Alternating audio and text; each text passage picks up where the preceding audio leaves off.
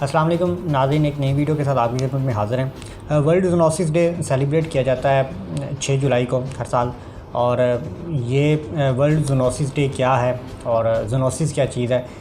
اس کے بارے میں تھوڑا بتاتے چلیں، خاص طور پر ان لوگوں کے لیے جن کا تعلق نہیں ہوتا لائف اسٹاک سیکٹر کے ساتھ، ویٹرنری پروفیشن کے ساتھ اور جانوروں کی سائنس کے ساتھ۔ بیسیکلی ایسی بیماریاں جو کہ ٹرانسفر ہوتی ہیں جانوروں سے انسانوں میں، اس پروسیس کو زونوسس بولتے ہیں، اور ایسی بیماریوں کو زونوٹک ڈیزیزز بولا جاتا ہے۔ اور یہ جو زونوسس ہے یا جو زونوٹک ڈیزیزز ہیں یہ بہت خطرناک بھی ہو سکتی ہیں۔ بے شمار ایسی بیماریاں ہوتی ہیں جو کہ جانوروں سے انسانوں میں منتقل ہو سکتی ہیں اور جان لیوا ہو سکتی ہیں۔ اس ٹرم کی جو اہمیت ہے وہ تو یقیناً اس پر بڑے عرصے سے بات ہو رہی ہے، انٹرنیشنلی اس پہ بات کی بھی جاتی ہے، کیونکہ جب ہم بات کرتے ہیں ایک اس دنیا کے اندر انسان کی، اور پھر اس کے ساتھ اس سے جڑے ہوئے جانور، اور پھر اس سے جڑا ہوا ماحول، تو یہ تینوں انٹر لنکڈ ہیں۔ یعنی انسانوں کا واسطہ پڑتا ہے اپنے ماحول کے ساتھ بھی اور جانوروں کے ساتھ بھی، اور اسی طرح جانوروں کا واسطہ پڑتا ہے انسانوں کے ساتھ بھی، اور ماحول کو بھی ڈائریکٹلی اور انڈائریکٹلی جو انسان اور جانور ہیں وہ متاثر کر رہے ہوتے ہیں، اس پر اثر انداز ہو رہے ہوتے ہیں۔ تو اس سے ایک کانسیپٹ نکلتا ہے جس کو بولتے ہیں ون ہیلتھ کانسیپٹ، یعنی کہ آپ نے اگر انسان کی صحت کی بات کرنی ہے تو اس پہ آپ کو جانور کی صحت کی بات بھی کرنی پڑے گی، اور جو ماحول ہے اس کی بہتری کی بھی بات کرنی پڑے گی، اور یہ تینوں چیزیں انٹر لنکڈ ہوں گی، اور اس سے ون ہیلتھ کانسیپٹ نکلتا ہے۔ اور ون ہیلتھ کانسیپٹ کے اندر بڑا امپورٹنٹ رول ہے زونوسس کا،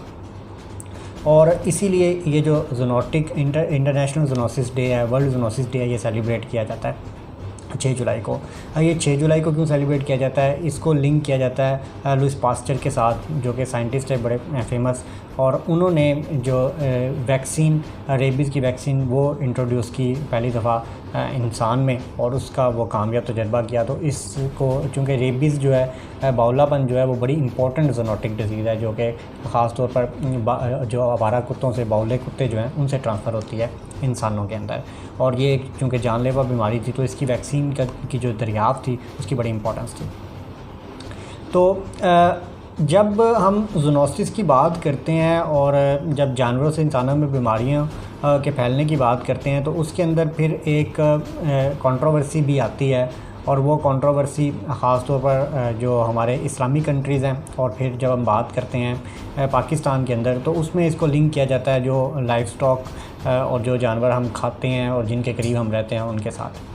اب اس کے اندر کچھ چیزیں وہ سمجھ لینی چاہیے کہ ڈیفینیٹلی جانور کسی بھی طرح کا ہو، اس سے جو بیماریاں وہ ٹرانسفر ہو سکتی ہیں انسان کے اندر، اور ہوتی بھی ہیں، اور بہت ساری بیماریاں جو کہ پھیلتی ہیں۔ اور خاص طور پر اگر ہم بات کریں موجودہ حالات کے اندر، یہ جو کووڈ-19 کرونا وائرس ہے، یہ بھی جانوروں سے ہی انسانوں میں منتقل ہوا ہے۔ تو اس پہ بھی ہم نے ایک ویڈیو کی تھی، میں کوشش کروں گا اس کا جو لنک ہے وہ بھی ڈسکرپشن میں دے سکوں، تاکہ آپ جو کرونا وائرس کیسے انسانوں سے جو جانوروں سے انسانوں میں منتقل ہوا اس کے بارے میں آپ انڈرسٹینڈ کر سکیں۔ اچھا، اب جانور جو ہیں، ایک تو ڈومیسٹیکیٹڈ اینیملز ہیں، جو جانور انسان پالتا ہے ان کے ساتھ رہتا ہے، اور جو کلچرلی یا ریلیجیسلی جن جانوروں کے قریب انسان ہے، ڈیفینیٹلی ان کے ساتھ جب آپ ڈیل کر رہے ہوتے ہیں تو اس میں احتیاط برتنی چاہیے۔ لیکن چونکہ انسان اور ان جانوروں کا تعلق عرصہ دراز سے ہوتا ہے، اور جانور اور وہ انسان جو ہے وہ ان جانوروں کے ساتھ ڈیل کرنا بھی سیکھ گیا ہوتا ہے، اور اس طرح جو ان جانوروں کی وہ کیئر بھی کی جاتی ہے، تو اس کو زونوسس کو خاص طور پر ڈومیسٹیکیٹڈ اینیملز کے ساتھ لنک کرنا، اور پھر خاص طور پر اس کو جو سلاٹرنگ، جو ذبح کرتے ہیں ہم جانور گوشت کے لیے کھاتے ہیں، اس کے ساتھ لنک کرنا وہ مناسب نہیں ہے۔ یہ ایک اوور آل ٹرم ہے، اور اس کا خطرناک پہلو تب آتا ہے جب آپ ایسے جانوروں کے ساتھ ڈیل کر رہے ہوتے ہیں جو وائلڈ ہوتے ہیں، جو جنگلی جانور ہیں، یا ایسے جانور جو کہ جن کا ڈائریکٹلی انسانوں کے ساتھ جو وہ پالنے کا تعلق نہیں ہے، یا جن کا کسی خاص مذہب میں تو تعلق ہو سکتا ہے لیکن دوسرے مذہب میں اس کا تعلق نہیں ہے، تو اس طرح کے جو جانور ہیں ان سے ڈیفینیٹلی جو وہ چونکہ ایک نان نیچرل وے ہے، ایک نان کلچرل وے ہے، جو انسان کی ایک تاریخ ہے، اس کے اندر ان جانوروں کا رول اس طرح سے نہیں ہے۔ تو پھر جب آپ وائلڈ اینیملز کی طرف جاتے ہیں، یا ایسے جانور جن کو کسی خاص مذہب کے اندر جن کا کھانا وہ جائز نہیں ہوتا، اگر ہم اسلام کی بات کریں تو مخصوص قسم کے جانور ہیں جن کو کھایا جا سکتا ہے، اور اسی طرح پھر ان جانوروں کے قریب بھی رہا جاتا ہے۔ تو یہ ایک چیز بڑی امپورٹنٹ سمجھنے کی ضرورت ہے کہ جب زونوسس کی بات کرتے ہیں تو اس کو صرف جو وہ جانور جو نیچرلی یا کلچرلی انسان کے قریب ہیں، جن کو انسان کھاتا بھی ہے، صرف ان تک محدود نہیں کرنا چاہیے۔ اس کا زیادہ جو خطرہ ہے اور زیادہ جو اس کے مسائل ہیں وہ آپ کو جو نان ڈومیسٹیکیٹڈ اینیملز ہیں، جو وائلڈ اینیمل ہے، جو جنگلی جانور ہے، جو براہ راست جن کا انسان سے قربت نہیں ہے، ان میں جب آئیں گے تو مسائل بھی زیادہ ہوں گے۔ جانوروں سے جو بیماریاں ہیں وہ براہ راست بھی کانٹیکٹ کے ذریعے بھی ٹرانسفر ہو سکتی ہیں۔ وہ جانور سے انسان میں منتقل ہونے کے درمیان میں کوئی کیڑا، کوئی پتنگا یا کوئی اور جو جانور وہ انوالو ہو سکتا ہے۔ اسی طرح اگر ہم بات کرتے ہیں جو جانوروں کا گوشت ہے، وہ ان کا جو دودھ ہے، ان کے ذریعے جو بہت ساری بیماریاں ہیں وہ انسانوں میں ٹرانسفر ہو سکتی ہیں۔ تو اس میں ایک تو اس بحث سے اگر نکل بھی آ جائے تو اس کے اندر جو کیئر ہے وہ بہت امپورٹنٹ ہے، اور کیئر کو بھی اگر ہم ایک سائڈ پہ رکھ دیں تو اس کے اندر بڑی امپورٹنٹ چیز ہے، وہ ایک پالیسی میٹر ہے، اور وہ یہ ہے جب آپ ون ہیلتھ کی بات کرتے ہیں، جب آپ زونوسس کی بات کرتے ہیں، تو پھر آپ کو یہ ریئلائز کرنا پڑے گا کہ اگر آپ پاکستان میں یا کسی بھی ریاست کے اندر اگر آپ انسانوں کی صحت بہتر چاہتے ہیں تو پھر آپ کو جانوروں کی جو صحت ہے اس پر بھی توجہ دینی پڑے گی۔ اور جب آپ انسانوں کی صحت کی بات کرتے ہیں تو پھر اس میں ڈیفینیٹلی جو آپ کی ویٹرنری سروسز ہیں ان کا بڑا امپورٹنٹ رول ہے۔ پاکستان کی بات کریں، یہاں پر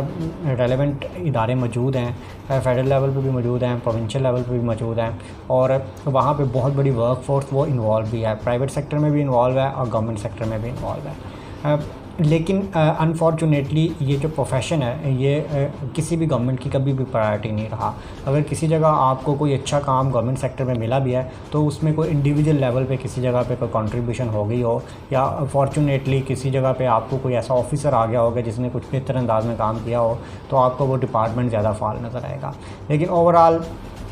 جو گورنمنٹ لیول پہ آپ کو جو گورنمنٹ کی پالیسیز کے اندر پرائرٹی وہ نظر نہیں آتی۔ تو اس کے اندر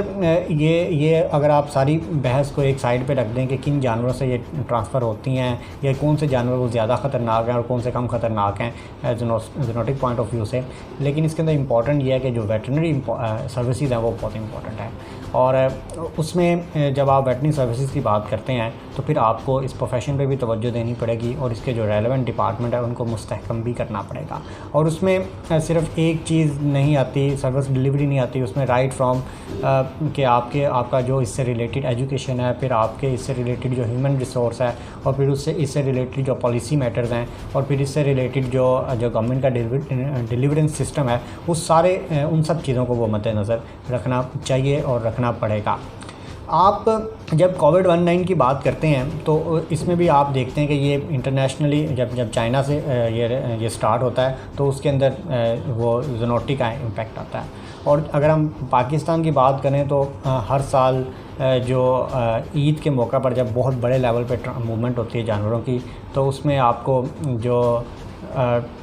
کانگو فیور کا وہ کیسز وہ سامنے آتے ہیں۔ یقیناً وہ کیسز کو اتنے بڑے تعداد میں نہیں ہوتے ہیں کہ اس پہ جو آپ ایک الارمنگ سچویشن ہو، لیکن البتہ وہ ایک اپنی جگہ فیکٹر موجود ہوتا ہے۔ تو آپ چاہے وہ کانگو فیور ہو یا چاہے کوئی اور، چاہے وہ ریبیز ہو یا چاہے وہ کوئی اور بیماری ہو، اس کے اندر جو کی فیکٹر ہے وہ ہے گورنمنٹ کی پالیسی کیا ہے ویٹرنری پروفیشن کے بارے میں، گورنمنٹ کی پالیسی کیا ہے ویٹرنری سروسز کے بارے میں۔ اور آج کا جو world zoonosis day definitely coronavirus اور لاک ڈاؤن کی وجہ سے اس طرح سے کوئی ایکٹیویٹی نہیں ہوئی، لیکن جو اس دن کا جو باٹم لائن ہو سکتی ہے، جو اس دن کو اگر ہم اس کی جو حقیقی معنوں میں ہم چاہتے ہیں کہ اس دن کو سیلیبریٹ کیا جائے یا اس کی امپورٹنس کو ریئلائز کیا جائے، تو اس میں انڈیویجول لیول پہ اس کی ریئلائزیشن امپورٹنٹ شاید اس طرح سے نہیں ہے۔ اگر گورنمنٹ اس کو ریئلائز کرے اور اس میں جو ہم پرائرٹائز کریں اپنی ویٹرنری سروسز کو، تو وہ بہت امپورٹنٹ ہوگا۔ یہاں میں ایک اور چیز بھی بتاتا چلوں کہ جب آپ زونوسس کی بات کرتے ہیں تو اس کے اندر جو فرنٹ لائن پہ سسپٹیبل ہیں وہ ہے ویٹرینیرینس. جتنے بھی ویٹرنری پروفیشنلز ہیں, جتنے بھی اینیمل سائنٹسٹ ہیں جو جانوروں کے قریب رہ کر کام کر رہے ہوتے ہیں, چاہے وہ لائف اسٹاک ہو, چاہے وہ پیٹس ہوں, چاہے وہ دوسرے اینیملز ہوں, چاہے وہ وائلڈ اینیملز ہوں, ان سب کے ساتھ جو ڈیل کر رہے ہوتے ہیں وہ سب سے زیادہ ان کو خطرہ ہوتا ہے. تو اس میں وہ ڈیفینیٹلی جب آپ جو ہیومن ریسورس پروڈیوس کر رہے ہوتے ہیں لائف اسٹاک سیکٹر کے لیے, ویٹرنری پروفیشن کے لیے, ایک تو اس کے اندر جو وہ آپ مد نظر رکھنا چاہیے کہ اس میں گورنمنٹ کی پالیسی کیا ہے, اور اسپیشلی جب آپ بات کرتے ہیں کہ آپ کی کتنی ورک فورس آپ کو چاہیے اور وہ اس کی تعداد کتنی ہونی چاہیے ہر سال. اور دوسرا, جو ورک فورس آپ کے پاس آتی ہے اور وہ فیلڈ میں کام کرتی ہے, چاہے وہ گورنمنٹ سیکٹر میں کام کرتی ہے, چاہے وہ پرائیویٹ سیکٹر میں کام کرتی ہے, وہ آپ کے جو ان کے لیے جو یقیناً ہم ایک غریب ریاست ہیں اور یہاں پر اس طرح سے چیزوں کو ایگزیجریٹ بھی نہیں کیا جا سکتا, لیکن اس میں کچھ نہ کچھ ایسی قانون سازی ضرور ہونی چاہیے کہ جو ان لوگوں کو کوئی انشورنس کی فارم میں یا کسی اور فارم میں ان کو پروٹیکشن دی جا سکے. اور اسپیشلی جو گورنمنٹ سیکٹر میں کام کر رہے ہوتے ہیں ان کے لیے ایک رسک الاؤنس کی بات ہوتی ہے اور باقی جو الاؤنسز ہیں ان کی بات ہوتی ہے, تو اس پر بھی گورنمنٹ کو وہ توجہ دینی چاہیے. لیکن یہ سب چیزیں تب ہوں گی جب آپ کی پرائرٹی ہوگی. پرائرٹی جب ویٹرنری پروفیشن ہوگا,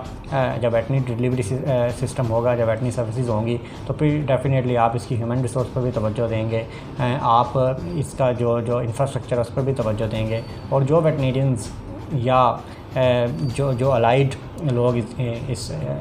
پروفیشن کے ساتھ کام کر رہے ہوتے ہیں ان پر توجہ آپ اسی صورت میں دے سکیں گے جب آپ کی پرائرٹی جو ہے وہ ویٹرنری پروفیشن ہوگا. تو ویٹرنری سیکٹر, اس کی اہمیت کا اندازہ اس طرح سے بھی لگایا جا سکتا ہے. اگر آپ جو عالمی ادارہ ہے جانوروں کی صحت کا OIE, اس کی اگر آپ فگر دیکھیں تو وہ کہتا ہے کہ جو انسانوں کے اندر آلریڈی ایگزسٹنگ انفیکشن ہے وہ 60% جو ہے وہ زونوٹک ہیں, یعنی 60% کا تعلق وہ جانوروں کے ساتھ ہے. اور وہ کہتے ہیں کہ جو نئے آپ کے آ رہے ہیں, ایمرج ہو رہے ہیں انفیکشنز, جس کے اندر آپ ایبولا وائرس کی بات کرتے ہیں, انفلوئنزا کی بات کرتے ہیں, تو ان میں یہ جو نئے انفیکشنز ہیں ان کے 75% جو ہے وہ جانوروں سے ایمرج ہو رہے ہیں, ان کا زونوسس سے تعلق ہے. اور پھر وہ کہتے ہیں کہ ہر سال جو بیماریاں آتی ہیں ان میں سے 5 بیماریاں, اگر 5 بیماریاں ہر سال آتی ہیں تو ان میں سے جو 3 بیماریاں ہیں وہ ان کا تعلق وہ جانوروں کے ساتھ ہوتا ہے. اور یہ ڈیٹا یہ بھی بتاتا ہے کہ وہ ایجنٹس, وہ مائکرو آرگنزم جو کہ ممکنہ طور پہ بائیو ٹیررزم میں استعمال ہو سکتے ہیں, ان میں سے بھی جو 80% کا تعلق زونوسس کے ساتھ ہے. تو یہ چیز ہمیں بتاتی ہے کہ یہ جو ویٹرنری پروفیشن ہے یہ کتنا امپورٹنٹ ہو سکتا ہے اور گورنمنٹ کو اس پر کس حد تک توجہ دینی چاہیے. Thank you very much.